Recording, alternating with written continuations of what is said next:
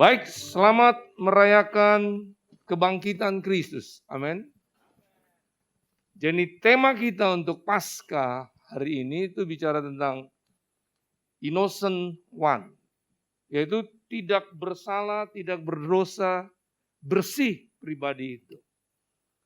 Bahkan kalau bahasa gaulnya itu dibilang tampangnya polos, tidak bersalah. Ya, innocent one. Nah, tapi kita hari ini mau belajar bagaimana kuasa kebangkitan itu yang harusnya bergerak membawa kita mengerti tujuan hidup. Sehingga kita tidak cuma merayakan, tapi menikmati tentang hari kebangkitan ini. Nah, tema untuk bulan ini bicara tentang guide, yaitu menuntun. Jadi saya akan bawa saudara untuk mengerti dari dua hal ini disatukan. Bagaimana kebangkitan itu yang harusnya menuntun hidup kita. Hingga kita menikmati perjanjian ilahi itu. Jadi bagi saya kebangkitan itu adalah jaminan bagi saudara dan saya. Jaminan apa? Bahwa setiap janji Yesus Kristus Tuhan itu bisa dipercaya. Setuju? Dan janji itu, janjinya adalah ya dan amin. Ya. Nah coba kita lihat. Berkata demikian. 1 Korintus 15 ayat 14 sampai 19. Tetapi andai kata Kristus tidak dibangkitkan, pemberitaan kami dan sia-sialah juga kepercayaan kamu. Jadi saudara percaya Yesus, kalau dia tidak bangkit, sia-sia kepercayaan kita. Ya. Lebih daripada itu kami ternyata berdosa terhadap Allah, karena tentang dia kami katakan bahwa ia telah membangkitkan Kristus. Padahal ia tidak membangkitkannya. Kalau andai kata benar bahwa orang mati tidak dibangkitkan, ayat 16.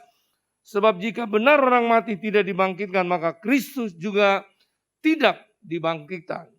Ayat 17. Dan jika Kristus tidak dibangkitkan, maka sia-sialah kepercayaan kamu dan kamu masih hidup dalam dosamu. Ya, kalau dia tidak bangkit, kita masih tetap di dalam dosa. Kematian dia di kayu salib, semua dosa saudara ditanggung. Semua ketidakmampuan saudara ditanggung. Dan waktu dia mati dia bilang selesai, semua itu selesai. Tidak lagi dia mengingat apa yang saudara perbuat. Tapi waktu dia bangkit, kuasa itulah untuk membuat saudara tetap berada dalam perjanjiannya untuk saudara nikmati. Haleluya. Baik, ayat 18, demikianlah binasa juga orang-orang yang mati dalam Kristus. Jikalau kita hanya dalam hidup ini saja menaruh pengharapan pada Kristus, maka kita adalah orang-orang yang paling malang, apa saudara? Dari segala manusia. Punya maksud begini, kalau hidup saudara sehari-hari cuma karena untuk makan dan minum, itu penting. Pakaian, rumah penting, pekerjaan penting. Tapi kalau hidup kita hanya sampai di situ, dikatakan kita adalah orang yang paling apa? Malang. Berarti ada satu kehidupan yang lain. Kehidupan apa itu? Kehidupan kekal. Katakan kehidupan kekal. Kehidupan kekal saudara lihat. Jadi itu kebangkitan yang Tuhan mau saudara mengerti. Kehidupan kekal dalam Yohanes 17 ayat 3 berkata begini. Yohanes 17 ayat 3. Inilah hidup yang kekal. Yaitu bahwa mereka mengenal Engkau satu-satunya Allah yang apa? Benar, dan mengenal Yesus Kristus yang telah Engkau utus. Begitu saudara terima dia sebagai Tuhan Juru Selamat, Raja di atas segala. Hidup kekal itu ada dalam saudara. Katakan ada dalam saya. Saya harap saudara jelas ini. Dan Yohanes 12 ayat 50. Apalagi itu hidup yang kekal. Dan aku tahu bahwa perintahnya itu adalah hidup yang kekal. Jadi apa yang aku katakan, aku menyampaikan sebagaimana yang difirmankan oleh apa? Bapa kepadaku. Perintah-perintahnya itu adalah hidup yang kekal. Jadi kita harus mewujudkan hidup Tuhan dalam hidup kita. Kita menghidupi perintah-perintah Tuhan, itulah hidup yang kekal. Jangan berpikir nanti mati baru dapat terima hidup yang kekal. Selagi hidup, Saudara perlu berlatih untuk menikmati, mempersiapkan diri, menikmati yang sesungguhnya waktu kita dipanggil pulang. Haleluya. Jadi perintah-perintah apa lagi yang belum kita hidupi, itu perlu dilatih untuk hidupi supaya mewujudkan gambar Tuhan. Itu hidup kekal. Jadi bukan suka sekedar selesai corona, kita senang. Bukan itu. Itu paling malang dibilang. Tapi ada hidup yang kekal. Ada perintah-perintah apa yang lagi belum kita hidupi. Kita perlu berlatih bersama Roh Kudus untuk hidupi. Supaya wujud gambar Tuhan itu nyata. Belum menikah terus dibilang selesai. Itu paling malang. Makanya orang kalau tidak mengerti tujuan hidup ini, kita bingung hari-hari ini. Tapi hari ini dengar kuasa kebangkitan itu diberikan pada saudara. Untuk apa? Supaya kita bisa menghidupi perintah-perintah itu dan mewujudkan gambar Tuhan. Yang mengerti lambaikan tangan saudara. Nah, makanya hari ini dengar kita perlu tuntunan Tuhan. Katakan tuntunan Tuhan. Itulah tema kita, guide hari ini. Nah, bagaimana tuntunan Tuhan itu? Jelas itu adalah firman Tuhan. Dan kuasa kebangkitan inilah yang saudara percaya Roh Kudus akan memampukan saudara untuk melakukan itu.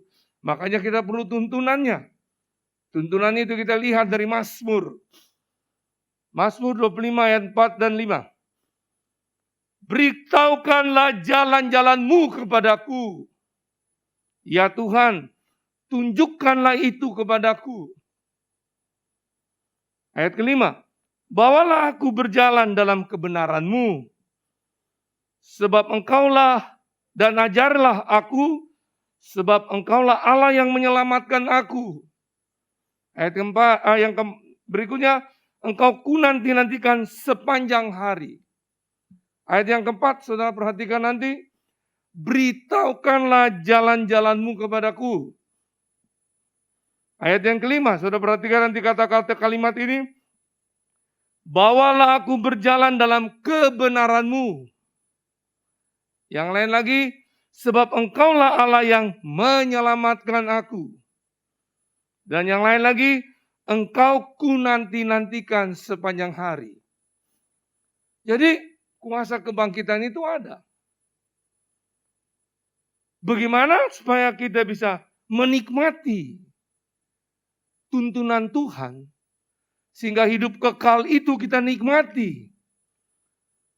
Dalam perjalanan kita masih hidup, sehingga waktu kita mati, tetap itu menjadi bagian kita. Makanya orang dalam Tuhan, hidupnya 2 kali, matinya berapa kali? 1 kali. Orang di luar Tuhan, matinya 2 kali, hidupnya cuma sekali. Sekarang hidup, tapi di luar Tuhan sudah mati. Sebentar lagi mati. Kita sekarang hidup karena dalam Tuhan. Mati karena dalam Tuhan, tetap hidup. Itu hidup yang kekal. Nah, ini yang perlu kita mengerti. Untuk kuasa kebangkitan itu perlu kita nikmati. Nah, jadi tuntunannya itu gimana? Agar bisa menikmati tuntunan Tuhan dalam hidup kita. Apa kira-kira yang harus kita hidupi? Kita lihat ayat 4 tadi, Mazmur 25 ayat 4, ada kata, beritahukanlah jalan-jalanmu kepadaku. Kebenaran di ayat 4 ini bicara begini, memiliki hubungan sebagai gaya hidup. Memiliki hubungan sebagai gaya hidup. Bukan hidup gaya. Tapi gaya apa? Orang datang ke gereja, hidup gaya, kelihatan ke gereja. Tapi gaya hidup, apa yang dia dengar, itu yang dia hidupi. Beda di sini. Hari ini saudara merayakan kebangkitannya. Itu hidup gayanya. Pasca. Tapi adakah gaya hidup kebangkitan itu saudara hidupi? Halo? Amin. Tapi yang terpenting, yang menentukan hidup saudara sampai menikmati hidup kekal. Siapa nama dia? Itu dia. Jadi ingat, supaya kita jangan bingung. Ya. Kita jangan bingung untuk itu. Jadi mari kebenaran yang di ayat 4 ini memiliki hubungan sebagai apa? Gaya hidup. Orang memiliki hubungan sebagai gaya hidup. Kita lihat, punya sikap attitude-nya apa? Lihat di dalam ayat 9. Mazmur 25 ayat 9. Berkata begini. Ia membimbing orang-orang yang rendah hati menurut hukum. Dan ia mengajarkan jalan-jalannya kepada apa? Jadi orang yang memiliki hubungan sebagai gaya hidup, kelihatan attitude-nya bersikap rendah hati. Haleluya. Orang yang rendah hati hanya memprioritaskan Tuhan nomor 1, orang lain nomor 2, baru nomor 3 dia. Nah makanya ini perlu kita latih. Untuk kita bicara kita punya hubungan. Nah caranya untuk mencapai itu hidup kita. Hari lepas hari supaya rendah hati, tidak ada lain. Saudara harus bersikap mengalah dalam perbedaan pendapat, walaupun kita yang benar. Halo? Ya, ini saya kutip dari Mother Teresa. Jadi janganlah mencobai untuk dikagumi, dihargai, dicintai. Itu jangan saudara punya satu impian. Kalau mau tetap belajar itu yang rendah hati. Dan terimalah celaan walaupun kita tidak layak menerimanya. Bukan hanya itu. Terimalah perasaan yang tak diperhatikan, dilupakan, dan dipandang rendah atau dihina. Kita harus berlatih. Dan berbicaralah sedikit mungkin tentang diri sendiri. Tapi tetap lebih banyak bicara bahwa Yesus itu segalanya. Halo? Dan jangan memusatkan perhatian kepada kesalahan orang lain. Inilah yang harus kita latih. Bicara memiliki hubungan sebagai gaya hidup dengan Tuhan. Kita punya attitude yaitu rendah hati. Dan rendah hati apa yang ada di dalam, itulah yang diucapkan. Apa yang dia ucapkan, itulah yang dihidupi. Nah, hari ini mari kita bangga, Yesus bangkit. Kita bersyukur bahwa kuasa kebangkitan itu ada pada kita. Artinya dia punya janji semua. Itu diberikan untuk saudara bisa percaya dan bisa melakukan. Itu adalah anugerah Tuhan. Amin. Nah, lihat kiri kanan, bikin salam ini, bilang selamat Paskah. Ya, jadi saudara arti tentang Paskah itu, kebangkitan itu. Ya. Nah, kita lihat lagi attitude apa dalam Mazmur 25 ayat 12. Berkata begini. Siapakah orang yang takut akan Tuhan? Kepadanya Tuhan menunjukkan jalan yang harus apa? Jadi orang yang memiliki hubungan sebagai gaya hidup, itu kelihatan sikapnya harus takut akan Tuhan. Takut akan Tuhan artinya ini. Kesadaran terhadap Tuhan itu segala-galanya. Sekarang kita menghadapi situasi seperti ini. Percayakah saudara di tengah-tengah situasi ini ada Tuhan? Coba yang percaya lambaikan tangan. Bagaimana dalam praktek hidup? Seringkali kita bilang susah sekarang. Bingung gua. Saudara tidak sadar saudara sedang bersungut. Seolah-olah tidak ada Tuhan memelihara saudara. Saudara harus bilang gini, boleh keadaan ini terjadi. Tapi aku tetap percaya, dia jalan kebenaran hidup. Ada kebangkitan. Dia bangkit untuk kita nikmati pesta kerajaan Allah. Nah ini yang kita bisa. Ya. Sehingga kita bisa betul-betul menikmati hidup kekal itu. Yaitu hidup Kristus yang ada dalam kita. Ya. Nah kita lihat lagi yang berikut. Mazmur 25 ayat 5. yang tadi kita baca ada kata, bawalah aku berjalan dalam kebenaran-Mu. Kebenaran yang ada di sini melibatkan Tuhan dalam perjalanan hidup kita.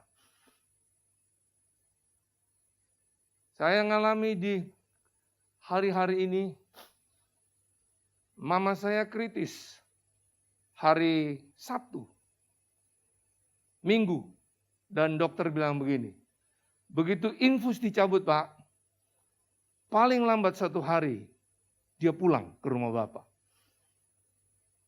Ada juga yang punya pandangan 3 hari Pak. Nah saya tidak tahu bagaimana tiba-tiba waktu infus dicabut tidak ada lagi respon. Karena dia sudah tidak mau terima makan. Dia tidak mau lagi terima minum. Apalagi bicara tentang infus. Tapi tiba-tiba ada impresi waktu itu. Kamu tidur bersama-sama dia. Saya dan istri ambil waktu kami tidur 1 hari itu hari Rabu. Dan banyak keluarganya sudah datang dari Hong Kong, maksudnya telepon begini. Lalu mereka tanya, bagaimana? Sudah bangkit. Makan lagi, tersenyum lagi, minum lagi, tanpa infus, tanpa obat. Dokter sini bilang, itu mujizat. Nah kapan dia pulang? Makanya saya bilang istri saya tadi, jangan pikirkan kapan dia pulang. Tuhan maunya apa dengan dia. Ya, kita tidak tahu. Kalau hari ini kita rela. Tapi setidaknya saya sudah lihat tentang mujizat Tuhan. Bahwa tanpa infus, tanpa obat, dia mau makan dan sebagainya. Dokter pun bilang, 1000 pasien yang saya tangani. Inilah pertama kali saya melihat keajaiban Tuhan terjadi untuk Oma ini. 92 tahun. Dan saya cuma bilang, saya ikut tuntunanmu Tuhan. Dan saya libatkan engkau dalam perjalanan hidup saya. Haleluya. Kita lihat orang melibatkan dia dalam segala perjalanan hidup itu. Apa yang ada kita lihat Mazmur 25 ayat 10. Kita lihat. Apa kita lihat bisa tahu orang ini. Bahwa dia melibatkan Tuhan dalam perjalanan hidup dia. Ya, melibatkan dia dalam perjalanan hidup kita. Ya. Segala jalan Tuhan adalah kasih setia. Dan kebenaran bagi apa? Orang yang berpegang pada perjanjiannya. Dan peringatan-peringatannya. Artinya gini, orang-orang seperti yang melibatkan Tuhan dalam perjalanan hidup itu, pasti berkomitmen pada perjanjian dan peringatannya. Berkomitmen, punya satu ikatan janji. Janji kita dengan Tuhan, janji nikah bukan seperti kontrak rumah, ada waktunya. Janji kita dengan Tuhan dalam pernikahan juga, itu bayarannya nyawa Tuhan. Haleluya. Jadi kalau namanya berkomitmen, mengikat janji itu, sudahlah dia punya janji ya dan amin. Kita tidak bisa tawar-menawar dan sudah harus pasti. Jadi apa yang saya alami itu, saya percaya. Sepertinya bodoh. Tapi dokter pun tidak bisa bilang apa. Sebelum saya datang ke sini, saya sempat doakan dia. Saya bilang, Ma, selamat Paskah. Saya tidak tahu kapan. Tapi tetap saya percaya. Tuhan punya perencana yang hebat. Haleluya. Nah kita lihat yang berikut. Mazmur 25 ayat 5 tadi. Sebab engkaulah Allah yang menyelamatkan aku. Ini berbicara dia segalanya bagi hidup kita. Itu kebenarannya. Dia segalanya bagi hidup kita. Dan saudara perlu tahu, Tuhan menyediakan kita kekuatan yang kita butuhkan untuk bertahan dan bertumbuh sampai berbuah. Itu dia segalanya bagi kita. Kita punya pilihan untuk mau berfokus pada masalah atau berfokus pada Tuhan yang memegang solusinya. Bukan aturan dunia. Makanya kalau dia adalah segalanya bagi hidup kita. Dalam Mazmur 25 ayat 15, sudah lihat. Apa yang terjadi? Orang-orang yang Tuhan itu segalanya bagi hidup dia itu apa? Mazmur 25 ayat 15. Mataku tetap terarah kepada Tuhan. Sebab Ia mengeluarkan kakiku dari apa? Yang tertuju kita cuma Tuhan. Bukan permasalahan kita. Dan saudara harus percaya, tongkat di tangan Musa, Laut Merah terbelah. Haleluya. 5 roti 2 ikan, makanan untuk si anak kecil waktu siang. Di tangan Tuhan. Bisa makan 5.000 orang. Belum wanita dan anak-anak, sisa 12 bakul. Rahang keledai di tangan Simson. Tentara Filistin dikalahkan. Kartapel di tangan Daud. Goliat tumbang. Yesus dalam hidupmu. Apapun yang dihadapi, ada kuasa kebangkitan, semuanya akan terjadi keajaiban. Dia bangkit, kubur kosong, batunya terguling. Waktu batu terguling, dia duduk di atas batu itu. Mengingatkan saudara dan saya, kuasa kebangkitan itu ada. Persoalanmu bukan di atas, bukan menjepit, di bawah kaki saudara. Karena saudara adalah tubuh Kristus. Tidak ada permasalahan termasuk penyakit, semua sudah dia selesaikan. Mari robah paradigma kita untuk menikmati kuasa kebangkitan ini, mengarah kita untuk menikmati hidup yang kekal, pribadi Yesus, dan menghidupi kebenaran-kebenaran. Haleluya. Ya. Jadi itu yang namanya mata yang selalu tertuju pada Tuhan. Ya. Karena waktu kita menempatkan permasalahan kita di tangan Tuhan, Dia menempatkan damainya di hati saudara. Saudara harus yakin itu. Ya. Dan lebih daripada itu, saudara perlu tahu bahwa Dia tidak pernah tinggalkan saudara. Dia tidak pernah membiarkan saudara terlantar.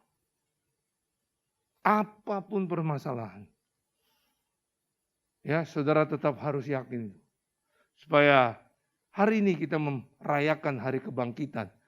Bukan sekedar memperingati. Ya. Nah, orang yang suka memperingati itu begini. Kalau Paskah, Natal itu pasti ramai gereja. Betul enggak? Itu hidup gaya. Supaya dikatakan, sudah Natal? Sudah. Paskah? Sudah. Ada kue bolu? Ada. Pikirnya hidup Paskah atau hidup Natal. Tapi gaya hidup. Ya, beda. Ya. Nah, hal yang terakhir, ada perkataan dalam Mazmur 25 ayat 5. Engkau ku nanti-nantikan sepanjang hari. Apa itu?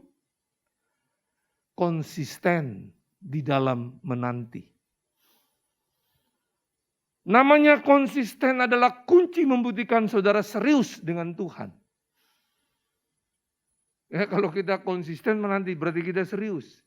Apapun terjadi, Dia selalu baik. Ya. Kalau kita tidak bisa menjadi konsisten, kita tidak bisa jadi apa-apa. Tidak akan kita bisa lihat kita jadi apa-apa. Nah, orang yang konsisten, kita lihat Mazmur 25 ayat 21. Kelihatan dalam hidupnya apa itu? Mazmur 25 ayat 21. Ketulusan dan kejujuran kiranya mengawal aku. Sebab aku menanti-nantikan engkau. Orang-orang yang konsisten di dalam menanti. Berkarakter tulus dan jujur. Nah, orang yang namanya tulus. Melakukan hal yang baik berdasarkan kebenaran. Tanpa diketahui orang. Tanpa diketahui orang lain. Itulah sangat mulia. Ya, itulah sebuah ketulusan. Seringkali kita kan suka heboh. Supaya dipuji orang. Belum tentu apa di hati saudara. Even saudara tolong orang. Butuh duit. Orang sakit saudara doakan. Tapi adakah itu ketulusan dan kejujuran itu? Saudara yang lebih tahu. Ya? Sedangkan jujur adalah orang yang jujur jalannya tidak akan pernah tersandung. Sekali lagi, tidak akan bisa tersandung. Dan sikap jujur itu merupakan modal yang penting untuk kita meraih yang namanya keberhasilan. Nah, mari, waktu sudah lewat 1 menit. Saya berharap ini yang singkat bisa menjadi berkat bagi saudara. Jadi saudara mengerti hidup kekal, itu pribadi Yesus dan perintah-perintahnya.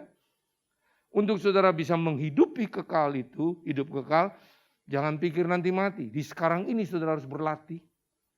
Makanya kuasa kebangkitan itu diberikan. Untuk saudara bisa mewujudkan gambar Tuhan dan mengikuti perintah-perintahnya. Kita perlu tuntunan dari Dia. Untuk bisa menikmati tuntunan itu untuk terwujud. Pertama tadi, memiliki hubungan sebagai gaya hidup. Terus melibatkan Dia dalam perjalanan hidup kita. Dia segalanya bagi hidup kita. Yang terakhir, konsisten di dalam menanti. Tuhan Yesus mengasihi saudara berlimpah-limpah. Sekali lagi, happy resurrection. Selamat merayakan hari kebangkitan dalam menikmati hidup saudara untuk pesta kerajaan Allah terwujud. Hari lepas hari. Tuhan Yesus memberkati.